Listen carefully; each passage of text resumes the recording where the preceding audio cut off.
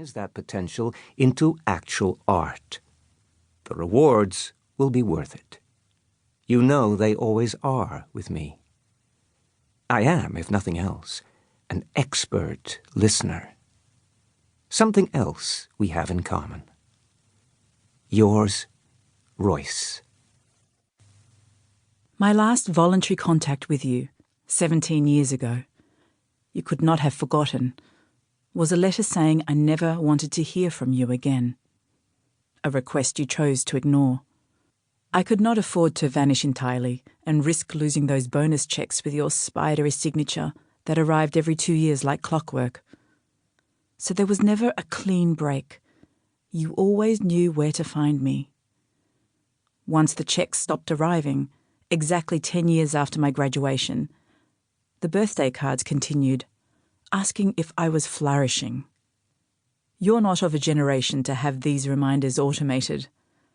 I imagine you still keep a paper diary ordered from the Alumni Association of our alma mater, with a dark maroon cover and the crest discreetly embossed on the top right corner.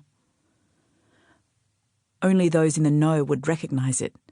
3 open books, the Latin for truth, split into syllables across their pages. These things mattered to you a great deal. I mean the signifiers of a person's educational lineage. I recall your college class ring, class of 71, 72, most clearly. I'd seen those clunky gold rings on the pinkies of my male classmates, markers of East Coast boarding schools, modern-day royal seals. They were useful as beacons of what kind of boy to avoid. On your hand, the sight of the ring filled me with pity. Those boys were parading their power in the present, but you were still clinging to old symbols, old associations, to tell you who you were. I understand what you're asking of me. Mutual confession, the inside view. I'm open to the idea, but for reasons of my own. Vita. How wonderful to get you in stereo again, Vita. Rudely, I've not asked the basics. Are you well? Are your parents well? Are you still living in Mudgee, on the olive farm? I write this from a very humid Boston. I've hardly left my air-conditioned townhouse this summer. Usually I escape to the house in Vermont, but the various commitments of dying, of what, it does not matter, have kept me sweating it out here instead. The only respite from the heat outside comes late in the evening. If my energy permits, I go walking on the common, past the illuminated softball fields, all the way up to the spray pool at Frog Pond. A breeze comes off the river or from the sea. It's hard to tell. Almost every night there's music drifting across the grass from the bandstand. Yesterday evening I felt so revived by my walk that I decided to treat myself to a late restaurant dinner. Since it's rare for me to have an appetite these days, I no longer mind dining out alone. The waitstaff were extra attentive.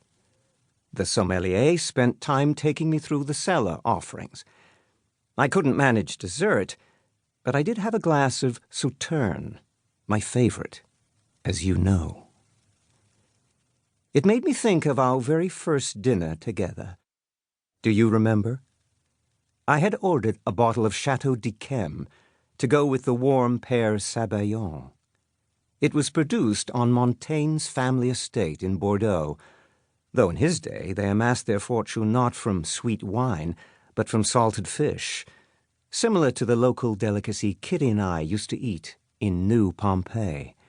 You mentioned that you happened to be reading Montaigne's On Cannibals in your social theory class, his reflections on a long-ago tribe's tradition of roasting and eating their enemies, even sending portions of the meal to absent friends and family members.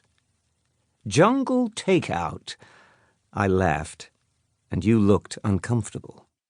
Montaigne, you told me, was the father of cultural relativism, and recommended we suspend judgment of those cannibals. You paraphrased him. While we quite rightly judge their faults, we are blind.